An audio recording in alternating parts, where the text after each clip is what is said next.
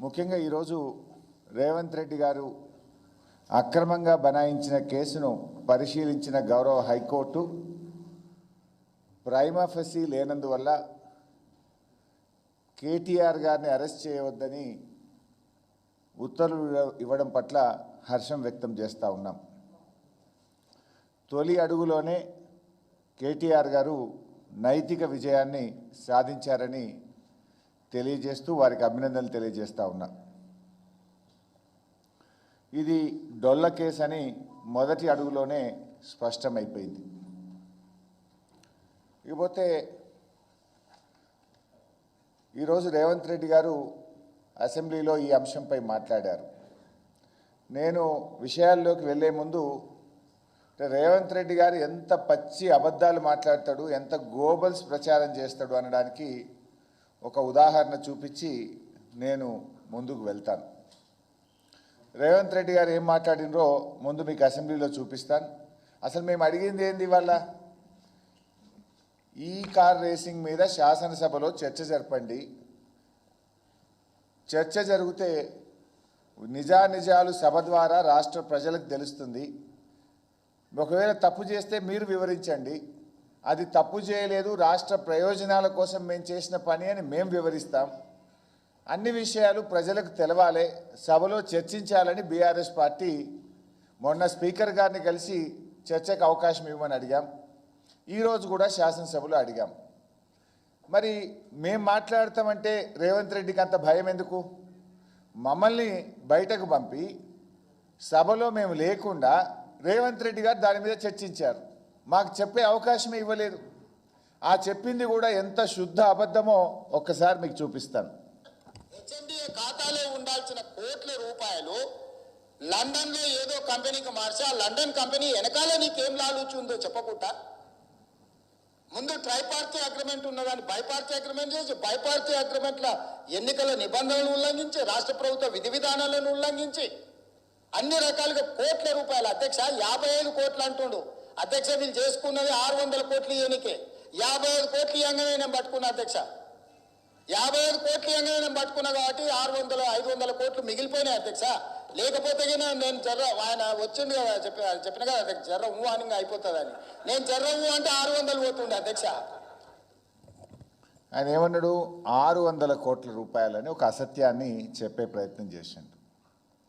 ఇది ABB formula company మన రాష్ట్ర ప్రభుత్వ ప్రస్తుతం ఉన్న ఎంఏయుడి ప్రిన్సిపల్ సెక్రటరీ దానం కిషోర్కు రాసిన లేఖ. ఇది స్పష్టంగా ఇందులో ఉంది, నేను చదివి వినిపిస్తా. దానం కిషోర్ గారికి ఎప్పుడు రాశారు? 22 డిసెంబర్ 2023 ఈ ప్రభుత్వం వచ్చిన తర్వాత. ఇందులో ఏం రాశారు?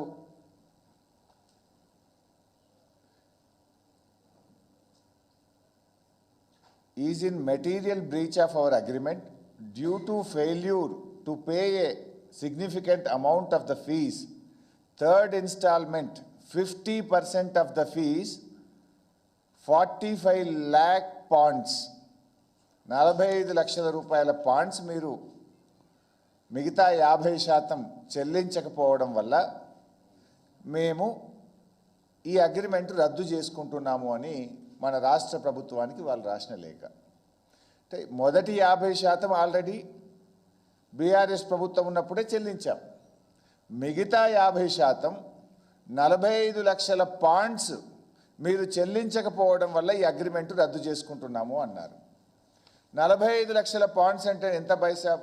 ఇలా పాండ్ వాల్యూ దాదాపు 106 రూపాయలు ఉంది. 45 లక్షల పాండ్స్ అంటే I think it will be around 47 crores. 47 కోట్లు ముందు కట్టింది. 47 కోట్లు 8 కోట్లేమో ట్యాక్స్, అది ఇన్కమ్ ట్యాక్స్. అదేంది? ఇప్పుడు ఒకవేళ అగ్రిమెంట్ క్యాన్సిల్ అయింది కనుక ఆ 8 lakhs ఆటోమేటిక్ రిటర్న్ వస్తుంది. రెండవసారి కట్టాల్సింది ఎంత? మరో 47 కోట్లు. ఇది నేను చెప్తున్నది కాదు. ఈ అగ్రిమెంట్ మేము క్యాన్సిల్ చేసుకుంటున్నాము, మీరు కట్టాల్సిన 45 లక్షల పాయింట్స్ మీరు సకాలంలో కట్టనందుకు ఇది రద్దు చేసుకుంటున్నాము అని సంస్థ మన రాష్ట్ర ప్రభుత్వానికి రాసిన లేఖ. అంటే ఎంత? It is only 47 lakhs, 47 crores. But Revanth Reddy గారు ఏమంటున్నారు? 600 కోట్ల రూపాయల నష్టం జరిగేది అన్నాడు. పాపం రేవంత్ రెడ్డి 600 కోట్ల నష్టం కాదు, 600 కోట్ల లాభం జరిగేది రాష్ట్రానికి. గంతే, నష్టమని చెప్పిండు, లాభం జరిగేది. రేవంత్ రెడ్డి తుగ్లక్ నిర్ణయాల వల్ల, రేవంత్ రెడ్డి చేసిన పిచ్చి పనుల వల్ల ఈ రాష్ట్రానికి 600 కోట్ల రూపాయల నష్టం జరిగింది. ఇది నేను చెప్తున్న మాట కాదు. 2022లో రాష్ట్ర ప్రభుత్వం మొట్టమొదటిసారిగా ఫార్ములా ఈ కార్ రేసింగ్ను హైదరాబాద్లో జరిపితే ప్రపంచ ప్రఖ్యాతిగాంచిన నెల్సన్ అనే సంస్థ, ఇది ఇప్పుడు ఇచ్చినది కాదు, అప్పుడే 2022లో ఈ కార్ రేసింగ్ జరిగిన తర్వాత ఎంత లాభం ఈ రాష్ట్రానికి జరిగిందని ఈ నెల్సన్ అనే సంస్థ ఇచ్చినటువంటి రిపోర్టు మీ ముందు ఉంచుతున్నాను. ఈ సంస్థ ఏం చెప్పింది? The race had a total impact in the range of 75.8 millions to 83.7 millions on the local Hyderabad economy. అంటే దాదాపు 600 కోట్ల రూపాయలు హైదరాబాదుకు మేలు జరిగింది. హైదరాబాదుకు ఈ కార్ రేసింగ్ జరపడం వల్ల 600 కోట్ల రూపాయలు మన ఎకానమీకి లాభం జరిగింది అని ఇది బీఆర్ఎస్ ప్రభుత్వమో మేం చెప్తున్నది కాదు. నెల్సన్ అనే ప్రపంచ ప్రఖ్యాతిగాంచినటువంటి సంస్థ తన రిపోర్ట్లో ఆ రోజే చెప్పింది. అంటే రేవంత్ రెడ్డి గారు చెప్పింది శుద్ధ అబద్ధం. ఈ రాష్ట్రానికి 600 కోట్ల నష్టం చేసింది రేవంత్ రెడ్డి. ఈ రాష్ట్రం యొక్క ఇమేజ్ని దెబ్బతీసింది రేవంత్ రెడ్డి. కానీ ఉల్టా ఏమంటుండు? నేనేదో ఉద్ధరించినా, ఇది 55 కోట్లు కాదు 600 కోట్ల నష్టం జరిగేటువంటి ఒక శుద్ధ అబద్ధాన్ని అసెంబ్లీ సాక్షిగా మేము లేనప్పుడు చెప్పిండు. మేము సభలో ఉండుంటే వాస్తవాలు అక్కడే చెప్పుండే వాళ్ళం కదా. ఆ అవకాశం లేకుండా చేసిండు. ఇవాళ ఇంకా ముఖ్యమైన విషయం ఏంది? వాస్తవానికి ఇవాళ ఈయన కేసు పెట్టిండు. నీ కేసు డొల్లో కేసు అని సరే ప్రాథమికంగా హైకోర్టు చెప్పింది. కేసు ఎందుకు పెట్టాలి? అది అవినీతి నిరోధక శాఖ తరఫున పెట్టినావు. అవినీతి జరిగితే దాన్ని నిరోధించే ప్రయత్నం చేయాలి. అక్కడ అవినీతే జరగలేదు. అవినీతి ఎక్కడ జరిగింది? రాష్ట్ర ప్రభుత్వ ఖజానా నుంచి మన రాష్ట్ర ప్రభుత్వ అకౌంట్ ఉన్నటువంటి నేషనలైజ్డ్ బ్యాంకు నుంచి మనం ఏ సంస్థ అయితే ఇక్కడ హైదరాబాద్లో ఈ కార్ రేసింగ్ జరుపుతుందో ఆ సంస్థకు డబ్బులు పంపాం. సో ఇక్కడ ఎక్కడ అవినీతి జరిగింది? ఇలా ఏదన్నా ఉంటే కొత్త ప్రొసీజరల్ ల్యాబ్స్ జరగచ్చు, అంతే తప్ప ఎక్కడ కూడా అవినీతి జరగలే. ఈ విషయం నేను చెప్పడం కాదు, స్వయంగా నిన్న రాష్ట్ర మంత్రివర్యులు పొన్నం ప్రభాకర్ గారే ప్రెస్ మీట్ పెట్టి చెప్పిండు. ఏం చెప్పిండు? వీళ్ళు ఎక్కడ కూడా అవినీతి జరిగిందని మేము చెప్తలేము, కేవలం ప్రొసీజర్ ల్యాబ్స్ జరిగింది అని నిన్న చెప్పిండ్రు పొన్నం ప్రభాకర్ గారు. మరి అవినీతే జరగలేదని పొన్నం ప్రభాకర్ చెప్తే అవినీతి నిరోధక శాఖ ద్వారా మీరు ఎట్లా ఎంక్వైరీ చేస్తారు? ఇప్పుడు ఆ శాఖ ఏం చెప్తుంది? వస్తు రూపేణ ధన రూపేణ ఎక్కడైనా అవినీతి జరిగినప్పుడు అవినీతి నిరోధక శాఖ దాన్ని నిరోధించడానికి పనిచేస్తుంది. అవినీతే జరగలేదని రాష్ట్ర మంత్రి పొన్నం ప్రభాకరే చెప్తున్నాడు. మరిగా ఎక్కడుంది? ఇవాళ there is no corruption. At best ఏదన్నా ఉంటే గింటే maybe some irregularity but not illegality. There is no illegality. ప్రొసీజరల్గా ఉంటే ఉండొచ్చు, కానీ అసలు ఏసీబీకి అవినీతే జరిగినప్పుడు దీన్ని విచారించేటువంటి అవకాశమే ఉండదు. ఇకపోతే ఈ ఈవెంట్ 2022లో మనం ఈవెంట్ జరిపితే 192 దేశాల ప్రజలు 50 కోట్ల మంది దీన్ని లైవ్ టెలికాస్ట్ చూశారు. అంటే 192 దేశాల్లో మన హైదరాబాద్ ఇమేజ్ను, మన తెలంగాణ రాష్ట్ర ఇమేజ్ను, మన దేశం యొక్క ప్రతిష్టను పెంచే విధంగా కేటీఆర్ గారు బీఆర్ఎస్ ప్రభుత్వం ఆ రోజు పనిచేసింది. ఏం చేస్తే 192 దేశాలు ప్రజలు ప్రత్యక్షంగా హైదరాబాద్లో జరిగే ఒక ఈవెంట్ను చూస్తారు? అంటే మన రాష్ట్రం యొక్క ప్రతిష్టను, గౌరవాన్ని ప్రపంచ పటంలో నిలిపే ప్రయత్నం చేసిండ్రు ఇవాళ కేటీఆర్ గారు. మరి ఇదే రేసింగ్ సంబంధించి ఈ మధ్య తమిళనాడు రాష్ట్రం ఫార్ములా 4 రేసును నిర్వహించి 42 కోట్లు ఖర్చు పెట్టింది. అది కూడా తప్పేనా? మరి అదేవిధంగా ఫార్ములా 1 రేస్ ఉత్తరప్రదేశ్ ప్రభుత్వం 1700 కోట్లు ఖర్చు పెట్టి ఫార్ములా 1 రేస్ను నిర్వహించింది ఆ రాష్ట్రంలో. అది కూడా తప్పేనా?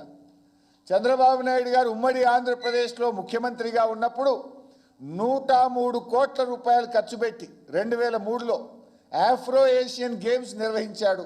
అది కూడా తప్పేనా? మీ కాంగ్రెస్ ప్రభుత్వం యూపీఏ కామన్వెల్త్ గేమ్స్ను 70,000 కోట్ల రూపాయలతో నిర్వహించారు. అదో పెద్ద కుంభకోణంగా తర్వాత అంతా కూడా తేలింది. అది కూడా తప్పేనా? మహారాష్ట్ర ముఖ్యమంత్రి గారు ఏమన్నారు? షిండే గారు మొన్నటిదాకున్న ముఖ్యమంత్రి గారు, అరే కేటీఆర్ గారు నువ్వు ఢిల్లీ తీసుకుపోయినావు, 4 ఏళ్ల దాకా నీ రాష్ట్రంలో హైదరాబాద్లో పెడుతున్నావు, ఇది మా ముంబైలో జరగాలి, మా రాష్ట్రానికి అవకాశం కావాలని అప్పటి ముఖ్యమంత్రి షిండే గారు మనను అభినందించాడు, మనతో పోటీ పడే ప్రయత్నం చేసినాడు. అంటే ఇంత మంచి పని జరిగితే కేవలం గత ప్రభుత్వ పనులు కొనసాగద్దని, గత ప్రభుత్వానికి మంచి పేరు రావద్దని కేటీఆర్ గారు అడుగడుగునా నిలదీస్తున్నారని నువ్వు అక్రమంగా కేసు పెట్టే ప్రయత్నం చేస్తూ ఉన్నావు. ఈ సందర్భంగా ఒక అమెరికన్ రైటర్ అండ్ ఫిలాసఫర్ ఒక మాట అన్నాడు. వారి పేరు జాన్ సి మ్యాక్స్వెల్. వారు అన్న మాటను ఒకసారి మీకు గుర్తు చేస్తాను. People who blame others for their failures never overcome them, they simply move from problem to problem. ఎవరైతే తమ ఫెయిల్యూర్స్ను వేరే వారిని బదనాం చేస్తారో వారు ఎప్పటికీ ఆ ఫెయిల్యూర్ నుంచి బయటపడలేరు. సమస్యల నుంచి బయటపడలేక ఒక సమస్య నుంచి మరొక సమస్య సృష్టిస్తూ ఉంటారు. అట్లా కాలం వెళ్ళబుచ్చుతారు. ఇది కరెక్ట్గా రేవంత్ రెడ్డికి సూట్ అవుతుంది. ఇది రేవంత్ రెడ్డికి సూట్ అవుతుంది. తన ఏడాది పాలనకు ఇది అతికినట్లు సరిపోతుంది. అలవిగాని హామీలు ఇచ్చి ఆ రోజు ఎన్నికల ముందు ప్రజల్ని మభ్యపెట్టాడు. ముఖ్యమంత్రి అయితే అయిండు కానీ ఆ హామీలు ఎట్లా అమలు చేయాలో అని ఆయనకు అర్థం కాక తలబట్టుకొని ఇగో ఈ రకమైన జిమ్మిక్స్ చేస్తూ ఉన్నారు. ఎట్లా గట్టెక్కాలి, తిమ్మిని బమ్మిని చేయాలి అనే ఆలోచనతో హామీలు ప్రజలు ఏడ ప్రశ్నిస్తారో అని ప్రజల దృష్టి మరల్చడానికి రకరకాల జిమ్మిక్కులు చేస్తున్నాడు. మొదట్లో మీరు చూశారు, లేని దివాలాను దివాలా దివాలా అని లేని దివాలాను ప్రచారం చేసి తమ గోతిలో తామే పడి రాష్ట్రానికి పెట్టుబడులు రాకుండా రాష్ట్ర ఆదాయం తగ్గే విధంగా చేసిండు. ఆ వైట్ పేపర్ను మీరు చూశారు. నిన్న కూడా అసెంబ్లీలో మూతోడ్ జవాబు దేదియే. ఇక మళ్ళీ ఎవడు మాట్లాడకుండా చేసినాం. అది 6,71,000 కోట్లు కాదు, 4,17,000 అని శాసనసభ సాక్షిగా ముఖ్యమంత్రిని ఆర్థిక మంత్రిని కూర్చోబెట్టి వాళ్ళను నోరు మూయించడం.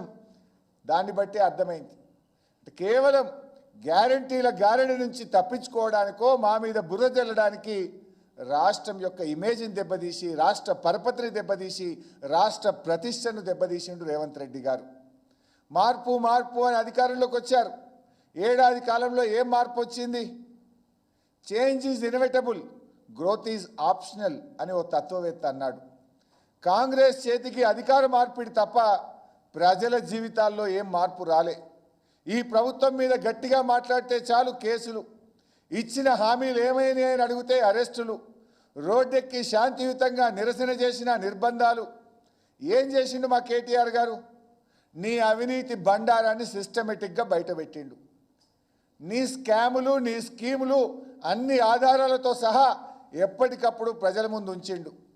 నీతో సహా నీ బ్రదర్సు, నీ అల్లుడు, నీ బామ్మర్ది బాగోతాలను బయటపెట్టి నీకు నిద్రపోకుండా చేసిండు. ప్రజల భవిష్యత్తు గురించి కాదు, నీవు చెప్పే 4th సిటీ నీ 4 బ్రదర్స్ కోసం అని చెప్పి ప్రజలకు అర్థమయ్యేలా వివరించిండు. మూసీ బ్యూటిఫికేషన్ పేరిట నువ్వు చేయబోతున్న లూటిఫికేషన్ను బయటపెట్టిండు. ఇవన్నీ చేసిండు కాబట్టే నీకు వశపడక ఏదో ఒక కేసు పెట్టాలని, ఎట్లన్నా కేటీఆర్ను జైల్లో వేయాలని గత కొద్ది రోజులుగా నువ్వు కుట్రకు తెరలేపినవు.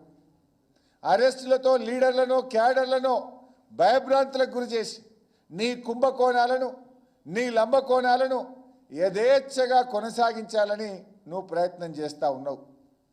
ఇవాళ ఆలోచించండి, కేటీఆర్ గారు చేసిన తప్పేంది? అసలు ప్రతిష్టాత్మకమైన ఫార్ములా ఈ రేసును ప్రపంచ దేశాలు పోటీ పడతాయి. దీనికి 192 దేశాలు పోటీ పడతాయి. అది భారతదేశానికి తేవడమే కాక దాన్ని మన హైదరాబాద్కు తేవడం కేటీఆర్ గారు చేసిన తప్ప. గ్లోబల్ సిటీగా ఉన్న హైదరాబాద్ను ఈవీ రంగంలో ఇన్వెస్ట్మెంట్కు డెస్టినేషన్ సెంటర్గా మార్చే ప్రయత్నం చేసిండు కేటీఆర్ గారు.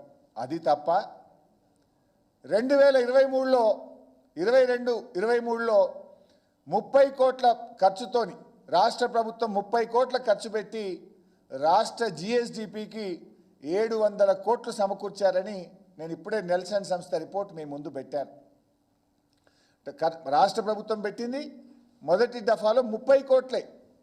అంటే జనరల్గా జిఎస్డిపి అంటే మీకు ఇలాంటి ఈ కార్ రేసింగ్ జరిగినప్పుడు జిఎస్టీ జనరల్గా ఈ రేస్లకు 28% జిఎస్టీ ఉంటుంది బైసాబ్. సో 700 కోట్లు మన రాష్ట్ర జిఎస్డిపికి వస్తే సరే రమారమే 20% వేసుకుందాం.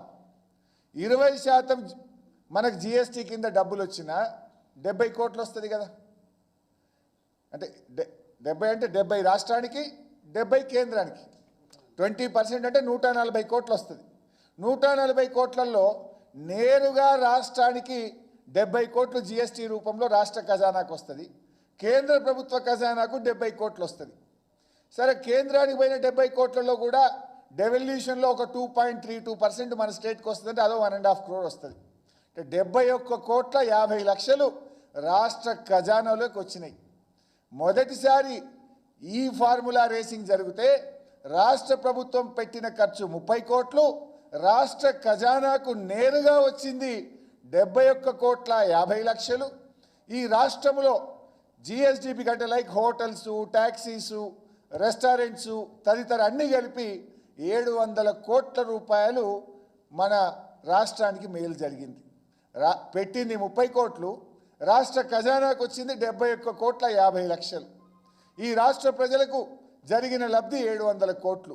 రాష్ట్ర ఇమేజు 192 దేశాల్లో హైదరాబాద్ ఇమేజ్ను పెంచింది మొదటిసారి జరిగిన ఈ కార్ రేసింగ్. ఇది తప్ప రాష్ట్రానికి ఆదాయం పెంచిండు. ఈ రాష్ట్రం యొక్క బ్రాండ్ ఇమేజ్ను ప్రపంచ పటంలో నిలబెట్టే ప్రయత్నం చేసిండు కేటీఆర్ గారు. ఇది చేసినందుకు నువ్వు కేటీఆర్ని అరెస్ట్ చేస్తావా? ఏదో ఇందాక కూడా ఆయన మాట్లాడుతూ మాట అన్నాడు, ఎలక్షన్ కోడ్ వయలేషన్ ఉంది అని అన్నాడు. యాక్చువల్గా మొదటి ఇన్స్టాల్మెంట్ ఎప్పుడు ఇచ్చింది? అసలు ఫస్ట్ ఆఫ్ ఆల్ 2022-23లోనే అగ్రిమెంట్ అయింది. ఇది కొత్త అగ్రిమెంట్ కాదు, కొత్త నిర్ణయం కాదు. వచ్చే 4 ఏళ్ల పాటు హైదరాబాద్లో ఈ కార్ రేసింగ్ జరిగేటట్టు నిర్ణయం జరిగింది. ఏడాది అర్థం కిందనే అయింది ఫస్ట్ డెసిషన్. సెకండ్, మొదటి ఇన్స్టాల్మెంట్ ఎప్పుడు ఇచ్చారు? అక్టోబర్ 5, 2023 నాడు ఇచ్చారు. ఎలక్షన్ కోడ్ ఎప్పుడు వచ్చింది? అక్టోబర్ 9, 2023 వచ్చింది. ఇక కోడ్ ఎక్కడిది? ఒక నిర్ణయం ఏదైనా జరిగితే ఆన్గోయింగ్ ప్రాసెస్, దానికి ఎలక్షన్ కోడ్కు రాదు. అన్ని పచ్చి అబద్ధాలు. నిజంగా ఎలక్షన్ కోడ్ ఒకవేళ వయలేషన్ 1 నిమిషానికి ఉందనుకుందాం, ఉంటే ఎలక్షన్ కమిషన్ చూస్తుంది. ఏసీబీకి ఏం పనండి నాకు అర్థం కాదు. ఒకవేళ ఎలక్షన్ కోడ్ ఆఫ్ కండక్ట్ ఏదైనా ఉంటే గింటే లేనే లేదు, అది ఎలక్షన్ కమిషన్ చూడాలి. ఏసీబీకి ఏం సంబంధం? ఏసీబీని అడ్డం పెట్టి నువ్వు ఎట్లా కేసు పెట్టే ప్రయత్నం చేస్తావు? పగ ప్రతీకారం. కేటీఆర్ నిన్ను అడుగడుగు నిలదీస్తుండే కనుక పగతో నువ్వు ఇలాంటి ప్రయత్నం చేస్తూ ఉన్నావు. అంటే అసలు కరప్షనే లేని దగ్గర ఏసీబీ కేసు పెడుతుండు. ఇక్కడ ఇంకో జోక్ బైసాబ్, ఏసీబీ కేసులో A1గా కేటీఆర్, A2గా ఒక అధికారిని పెట్టినట్టున్నాడు. అసలు డబ్బులు పోయిన కంపెనీ పేరు ఎందుకు పెట్టలేదు? ఇలా కేటీఆర్కి అయితే సంబంధం లేదు. రాష్ట్ర ప్రభుత్వం హెచ్ఎండి అకౌంట్ నుంచి ఆ ఈ ఫార్ములా కంపెనీకి పోయింది. ఆ కంపెనీ మీద ఎందుకు కేసు పెట్టలేదని అడుగుతున్నాను. అంటేనే అర్థమవుతుంది కదా, నీ లక్ష్యం కంపెనీ కాదు, నీ లక్ష్యం కేటీఆర్ని అరెస్ట్ చేసి కుట్రతోని జైల్లో పెట్టాలి. నువ్వు డబ్బులు ఏ అకౌంట్లకు పోయినాయి, దాని మీద ఎందుకు కేసు నమోదు చేయలేదు? ఇంకా జోక్ ఏంటంటే బైసాబ్, మొన్న సాయంత్రం 5 గంటలకేమో ఫిర్యాదు చేసిండ్రు. ఎవరు? ప్రిన్సిపల్ సెక్రటరీ దానం కిషోర్ గారు మొన్న సాయంత్రం ఫిర్యాదు చేస్తారట. పొద్దుగాలటి వరకే ఏసీబీ కేసు అయిపోయింది, ఎఫ్ఐఆర్ అయిపోయింది. 24 గంటల కేసు అవుతుందా? ఒక ఫిర్యాదు వస్తే విచారణ జరగాలి, దాని వెనక ముందు అన్ని నిజానిజాలు తెలుసుకొని ఎఫ్ఐఆర్ చేయాలి. 24 గంటలు తిరక్క ముందే నువ్వు కేసు పెట్టినావంటే దాని వెనుక కుట్ర ఇలా రాష్ట్ర ప్రజలకు స్పష్టంగా అర్థమవుతా ఉంది. అంటే అందుకే ఇలా కోర్టు కూడా రిలీఫ్ ఇచ్చింది. ఇలా కొండంద వేల్కని పట్టినట్టు అధికారంలోకి వచ్చిన ఏడాది తర్వాత ఏదో శోధించినట్టు ఇప్పుడు డైవర్షన్ పాలిటిక్స్ చేస్తున్నారు. ఈ డైవర్షన్లో భాగమే ఇలా కేటీఆర్ గారి మీద పెట్టిన కేసు. రేవంత్ రెడ్డి గారికి అటు విజన్ లేదు, ఇటు విజ్డమ్ కూడా లేదు. ఈరోజు రేవంత్ రెడ్డి గారి అనాలోచిత నిర్ణయాల వల్ల తెలంగాణ ప్రతిష్ట దిగజారే పరిస్థితి వచ్చింది. 3 సంవత్సరాలు ఇక్కడ ఉండాల్సినటువంటి ఇంటర్నేషనల్ కార్ రేసింగు అర్ధాంతరంగా మధ్యంతరంగా దాన్ని ఇలా రద్దు చేసినారు. మీరు రద్దు చేయడం వల్ల హైదరాబాద్ తెలంగాణ ఎకానమీ సంవత్సరానికి 600-700 కోట్లు దెబ్బతిన్నది. రాష్ట్ర ప్రభుత్వ ఆదాయం దెబ్బతిన్నది. రాష్ట్రానికి నష్టం జరిగింది. ఈరోజు ఇవాళ ఇంకా ఈయన అంటాడు, ఈ మధ్యలో ఎక్కడో అన్నాడు 2036లో ఒలింపిక్స్ పెడతారట. ఇది ఎట్లుందంటే కూట్ల రాయి తినడు ఎట్ల రాయి తీసిండట. ఉన్న అగ్రిమెంటును, ఉన్న కార్ రేసింగ్ను, ప్రపంచ ప్రతిష్టాత్మకమైన కార్ రేసింగ్ను ఉన్నదాన్ని ఓడగొట్టిండు. ఇంకేదో పెద్ద ఒలింపిక్స్ చేస్తానో డబ్బా కొడుతున్నాడు. ఇంకా దారుణం ఏంటంటే ఇవాళ ఆల్రెడీ ఆ సంస్థ లండన్లో కేసు వేసింది. ఇవాళ తెలంగాణ రాష్ట్ర ప్రభుత్వం అర్ధాంతరంగా ఇది రద్దు చేయడం వల్ల మాకు నష్టం జరిగింది అని లండన్లో కేసు వేసింది. ఆ కేసు కూడా మన భారతదేశ ప్రముఖ న్యాయవాది హరీష్ సాల్వేనే లండన్లో కేసు వాదిస్తున్నాడు. రేపు అక్కడ వాళ్ళ కేసు గెలిస్తే రాష్ట్రానికి భారం, రాష్ట్రానికి నష్టం. రాష్ట్రం ఇమేజ్ పోయింది, బ్రాండ్ ఇమేజ్ పోయింది, పరువు పోయింది, ఆదాయం పోయింది. లండన్లో ఇప్పుడు రాష్ట్ర ప్రభుత్వం మీద కేసు నడుస్తున్నది. ఇవాళ ఏదో మాట్లాడుతున్నారు కొందరు, ఇది ఒక కేటీఆర్ సంబంధించిన అంశం. ఇది కేటీఆర్కి ఒక్కరికి ఎందుకు సంబంధం? 4 కోట్ల తెలంగాణ ప్రజలకు సంబంధం కదా. 4 కోట్ల ప్రజలున్న తెలంగాణ రాష్ట్రం యొక్క ఇమేజ్ దెబ్బతిన్నది, హైదరాబాద్ ఇమేజ్ దెబ్బతిన్నది. ఈ రాష్ట్రానికి వచ్చే ఆదాయం తగ్గింది. ఈ రాష్ట్ర ప్రజలకు జిఎస్టి రూపంలో రావాల్సిన డబ్బు రాకుండా పోయింది. ఇది దేశం ప్రతిష్ట దెబ్బతీసిన ఈ రాష్ట్రం యొక్క పరువు తీసే విధంగా రేవంత్ రెడ్డి గారి నిర్ణయాలు ఉన్నాయి. ఇవాళ రేవంత్ రెడ్డి గారు మాట్లాడినటువంటి పిచ్చి పిచ్చి నిర్ణయాలు అంటే విజన్లెస్ చీఫ్ మినిస్టర్. ఒక రకంగా చెప్పాలంటే this visionless chief minister ruin the Hyderabad brand and Telangana state image. ఈయన అన్ని తప్పులే. ఏది అప్పులు అని లేని అప్పులు చెప్పుడు, లేకదంటే హైడ్రా అని చెప్పి ఆయనతో రియల్ ఎస్టేట్ రంగాన్ని ఆగం చేసుడు, ఎల్ఎన్టీ సీఈఓని అరెస్ట్ చేయంటాడు. అంటే ఓ దాసనారాయణరావు గారు సినిమా తీసిండు పైసాబ్. ఎందుకట సినిమా పేరు పిచ్చోని చేతిలో రాయి. ఇవాళ అట్లా అయిపోయింది మన రాష్ట్ర పరిస్థితి. రేవంత్ రెడ్డి పాలనలో ఎప్పుడు ఎవరి మీద పడతాడో, ఎవరి మీద కేసులు పెడతాడో, ఏం చేస్తాడో తెలియనట్టు అయిపోయింది. శుక్రవారం వచ్చిందంటే ప్రజలు భయపడుతున్నారు. ఏ ఇల్లు గులగొడతాడో, ఎవరిని అరెస్ట్ చేస్తాడో, ఈ శుక్రవారం ఏం చేస్తాడో అన్నట్టు తయారైపోయింది రేవంత్ రెడ్డి పాలన. అసలు ఇట్లాంటి పరిస్థితుల్లో ఈ రాష్ట్రానికి పెట్టుబడులు వస్తాయా? 10 ఏళ్ల బీఆర్ఎస్ పాలనలో తెలంగాణకు పెట్టుబడులలో స్వర్ణయుగం. అసలు ఐటీ ఎంత పెరిగింది, ఇండస్ట్రీ ఎంత పెరిగింది, ఎన్ని లక్షల ఉద్యోగాలు ప్రైవేట్ రంగంలో తెచ్చాం. ప్రపంచంతో, దేశంలోని ఇతర రాష్ట్రాలతో పోటీపడి తెలంగాణను అగ్రగామిగా నిలిపినాం. కానీ నీ పిచ్చి పనుల వల్ల ఇట్లా చేస్తే ఎవడన్నా హైదరాబాద్లో పెట్టుబడులు పెడతాడా? అంత ప్రతిష్టాత్మకమైనటువంటి సంస్థతో నువ్వు అర్ధాంతరంగా అగ్రిమెంట్లు క్యాన్సిల్ చేస్తే ఇంకో సంస్థ ఈ రాష్ట్రంతో అగ్రిమెంట్లు చేస్తుందా? ఈ రాష్ట్రం పరపతి దెబ్బతినదా? వస్తుండొచ్చు, ఎవరైనా వస్తే నీ బినామీలో లేకపోతే నీ దోస్తు అదాని గిట్ట ఎవడన్నా రావచ్చు. కానీ ఇంకెవడు కూడా ఈ రాష్ట్రంలో పెట్టుబడులు పెట్టే పరిస్థితి అయితే ఉండదు. నువ్వు దెబ్బతీస్తూ పోతున్నావు. ఇవాళ రేవంత్ రెడ్డి ఇందాక నేను అన్నట్టు శుక్రవారం వస్తే కేసులు. ఇక ఎవరి నుంచి పెట్టినాయన నువ్వు? అసలు కేసులు పెట్టిన వాళ్ళు ఉన్నారా రేవంత్ రెడ్డి మీద? రేవంత్ రెడ్డి కేసులు పెట్టింది ఎవరు ఉన్నారా? అందరి మీద పెట్టిండు. రైతుల మీద కేసులు, విద్యార్థుల మీద కేసులు, నిరుద్యోగుల మీద కేసులు, ఆటో డ్రైవర్ల మీద కేసులు, అంగన్వాడీ టీచర్ల మీద కేసులు, ఆశా వర్కర్ల మీద కేసులు. చివరికి ఆడికి పోయిందంటే పోలీసు వాళ్ళ చేత పోలీస్ కుటుంబ సభ్యుల మీద కూడా కేసులు పెట్టించాడు. సినిమా వాళ్ళ మీద కూడా కేసులు పెట్టిండు. ఆయన పాలనలో ఉన్న లోపాలను, ఆయన తప్పిదాలను ఎత్తి చూపుతున్నటువంటి ప్రతిపక్ష నాయకుల మీద కూడా కేసు పెడతా ఉన్నాడు. ఈ అందరి మీద, రైతుల మీద పెట్టినోడు, అంగన్వాడీల మీద, ఆశాల మీద, నిరుద్యోగుల మీద, ఉద్యోగుల మీద, విద్యార్థుల మీద పెట్టినోడు మా మీద పెట్టడా? పొద్దుగా లేస్తే ఆయన తప్పులను ఎత్తి చూపుతున్నాం. నీ 6 గ్యారెంటీలు ఏమైనా అడుగుతున్నాం.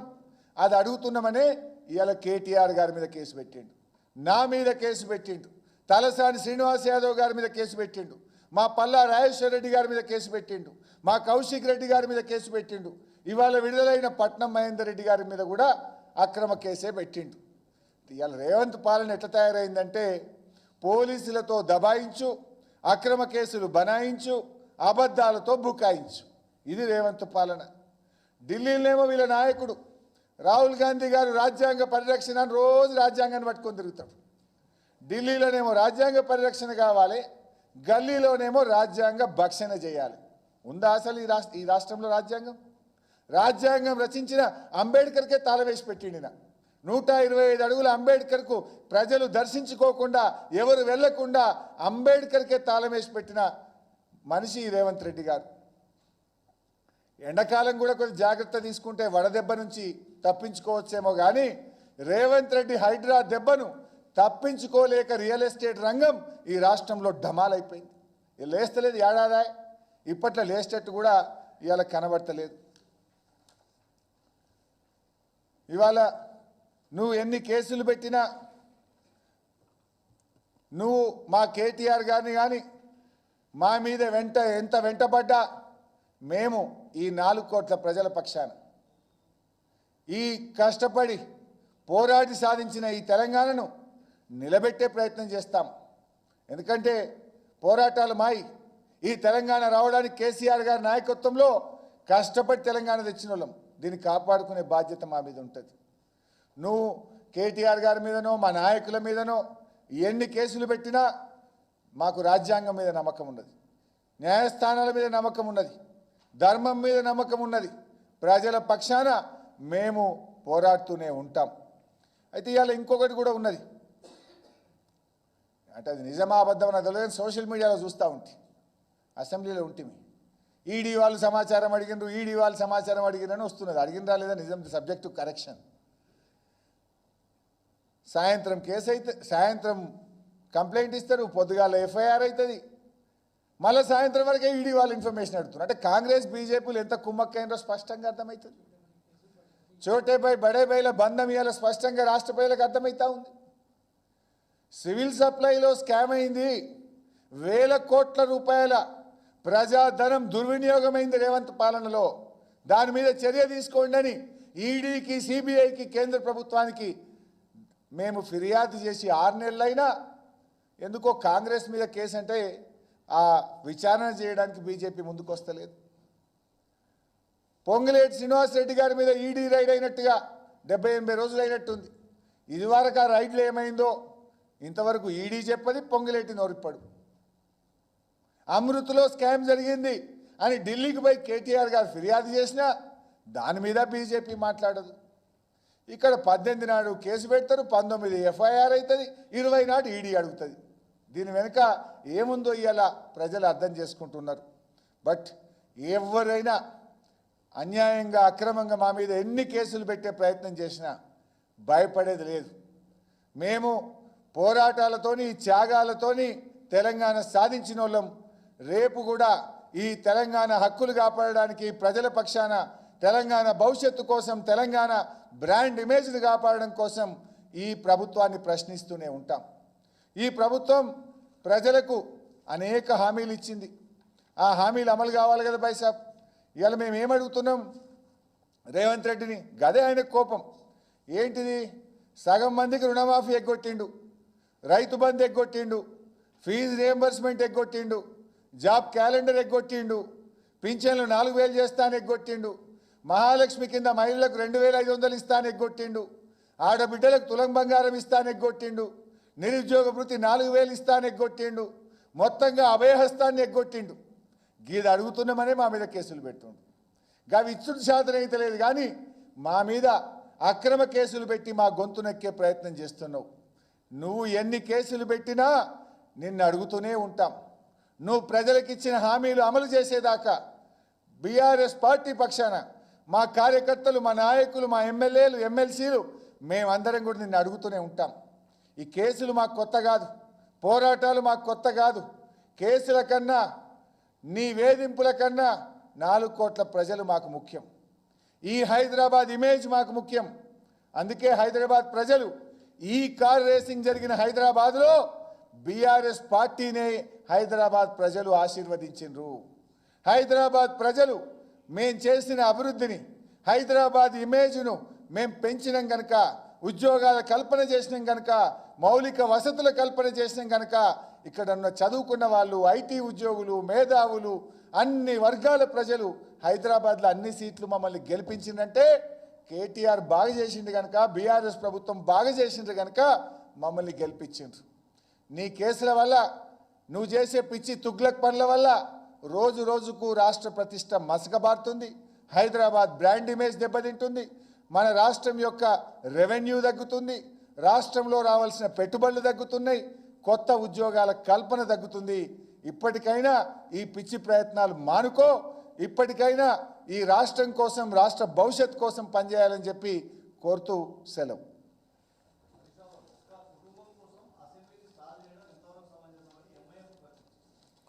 బైసాబ్, దీని మీద ఇప్పుడే నేను చెప్పాను. ఇది కేటీఆర్ గారికి ఒక్కరి కోసం కాదు. కేటీఆర్ ఎవరి కోసం కొట్లాడండి బైసాబ్?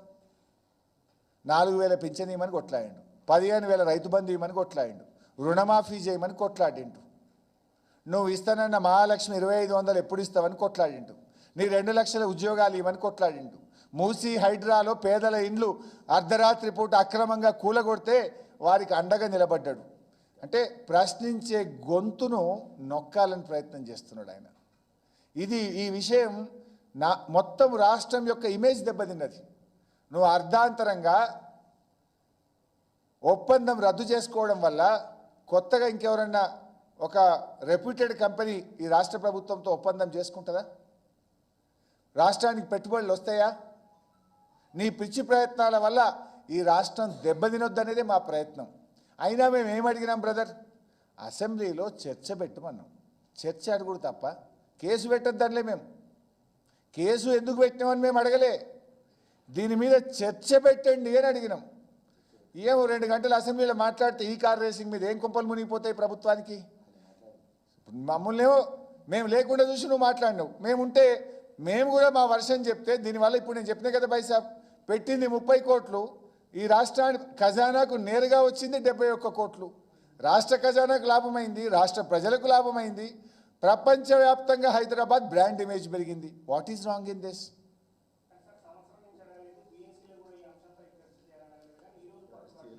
బైసాబ్, మంచి ప్రశ్న. నువ్వు అరెస్ట్ చేస్తావని మాకు కలబడుతుందా? నువ్వు కేసు పెడతావని మాకు కలబడుతుందా? నువ్వు దీని మీద విచారణ జరిపిస్తా అని కేసు పెట్టా అని బీఆర్ఎస్ పార్టీకి ఏం కలబడదు కదా. మేము బీఏసీ మీటింగు పోయినాడు ఈ అంశం లేదు కదా చర్చ. అయినా నువ్వు గవర్నమెంట్ వచ్చినాడే పెట్టేది ఉండే. ఆ సంస్థ ప్రతినిధులు నేను కలిసింది కదా, ఆ రోజు ఎందుకు కేసు పెట్టలే? ఏడాది తర్వాత ఎందుకు కేసు పెడుతున్నావు? అంటే ఈ ఏడాది కాలంలో నీ ప్రభుత్వం ఫెయిల్ అయింది. నీ ఫెయిల్యూర్స్ను అడుగడుగున కేటీఆర్ బీఆర్ఎస్ పార్టీ ప్రశ్నిస్తుంది కనుక నువ్వు ఇలా కేసు పెట్టినావు. మరి కేసు పెట్టినప్పుడు మేము చర్చించడం మేము అడిగాం. తప్పేముంది పైసా? బీఏసీ మీటింగ్ జరిగినాడు నువ్వు కేసు పెట్టలే కదా. బీఏసీ మీటింగ్ పెట్టిన అంశం లేదు కదా. ఎప్పుడైతే నువ్వు కేసు పెట్టినావో అసెంబ్లీ జరుగుతుంది కనుక ఈ రద్దు వల్ల, ఈ కేసు వల్ల ఈ రాష్ట్రానికి ఎట్లా నష్టం జరుగుతుంది, రాష్ట్ర ప్రజలకు ఎట్లా నష్టం జరుగుతుంది, రాష్ట్రానికి పెట్టుబడులు రాకుండా ఎట్లా పోతాయి, రాష్ట్రంలో నిరుద్యోగ యువతకు కొత్త ఉద్యోగాలు రాకుండా ఎట్లా నష్టం జరుగుతుంది, నువ్వు మార్చుకో అని in the interest of the state discussion జరగాలని మేము కోరినాం. మాట్లాడితే తప్పింది, ఎందుకంత భయపడుతున్నావు? మేము స్పీకర్ గారి దగ్గర పోతే ఏమన్నాడు? ప్రభుత్వంతో మాట్లాడి చెప్తా అన్నాడు. ప్రభుత్వం ముఖ్యమంత్రి ఏమంటుండు? సభలు అయ్యాలా? స్పీకర్ గారు మీ ఇష్టం అంటాడు. వారేమో వీరి పేరు చెప్తారు, వీరేమో వారి పేరు చెప్తారు. కానీ చర్చనైతే పెట్టరు. చర్చ పెడితే ఏం భయం భయ్? చర్చ పెడితే మీ డొల్లతనం బయటపడుతుంది, మీ అబద్ధం కేసులు బయటపడతాయి, ప్రజలకు నిజాలు అర్థమవుతాయి. ప్రజలకు అన్నీ అర్థమవుతాయి కనుకనే, సభ ద్వారా రాష్ట్ర ప్రజలకు, దేశ ప్రజలకు అర్థమవుతాయి కనుకనే నువ్వు చర్చ జరగద్దు అనుకుంటున్నావు. చర్చకు ఎందుకు భయపడుతున్నావు? నిజాయితీ ఉంటే, నీకు దమ్ముంటే చెప్పు. నువ్వే కదా కేసు పెట్టింది. చర్చకు అలో చేయి, మాట్లాడదాం. ఎంతసేపు అన్నా మాట్లాడదామంటావు కదా. ఎన్ని రోజులన్నా అసెంబ్లీ పెడతా అంటున్నావు కదా. ప్రధాన ప్రతిపక్షం 28 మంది ఎమ్మెల్యేలు స్పీకర్ గారి దగ్గరకు పోయి లెటర్ ఇచ్చినాం, దీని మీద చర్చ జరపండి అని. శాసనసభ వ్యవహారాల మంత్రిని కలిసి అడిగినాం, దీని మీద చర్చ జరపండి అని. ఎందుకు చర్చ చేయవు నువ్వు? చర్చ చేయడానికి నీకు భయం ఎందుకు? ఆ విషయం ఇవాళ అసెంబ్లీలో కూడా క్లారిఫై చేసిన. పదే పదే నువ్వేమన్నావు, ఓఆర్ఆర్ అమ్ముకున్నారు అన్నావు. కేటీఆర్ గారు నాతో ఏం చెప్పిందంటే, మరి టెండర్లు రద్దు చేసుకోమని అడగండి అని వారు నాకు సలహా ఇస్తే డెఫినెట్గా నేను అడిగిన. నువ్వు ఓఆర్ఆర్ అమ్ముకున్నారు, దానివల్ల నష్టమైంది అంటున్నావు కదా, రద్దు చేయన్న. నేను ఎక్కడన్నా విచారణ అని చెప్పినా. అయినా విచారణలకేం భయపడం. మా పాలన అంతా పారదర్శకంగా జరిగింది కనుక, కేబినెట్ నిర్ణయం తీసుకుంది కనుక దేనికి కూడా మేము భయపడేది లేదు. న్యాయం మీద మాకు పూర్తి నమ్మకం ఉంది.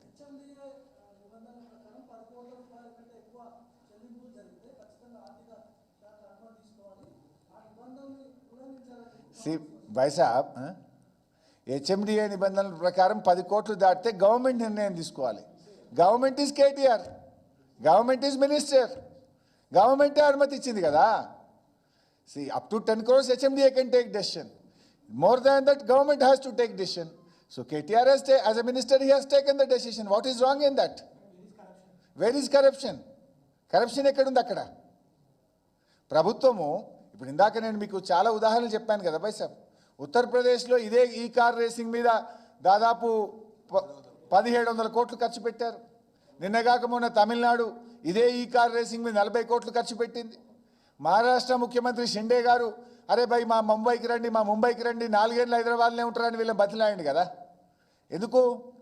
బాంబే ఇమేజ్ పెరగాలి, మహారాష్ట్ర ఇమేజ్ పెరగాలి, మహారాష్ట్ర జిఎస్డిపి పెరగాలి, మహారాష్ట్ర ప్రభుత్వ ఆదాయం పెరగాలనే ఆనాటి మహారాష్ట్ర ముఖ్యమంత్రి పోటీ పడ్డాడు కదా.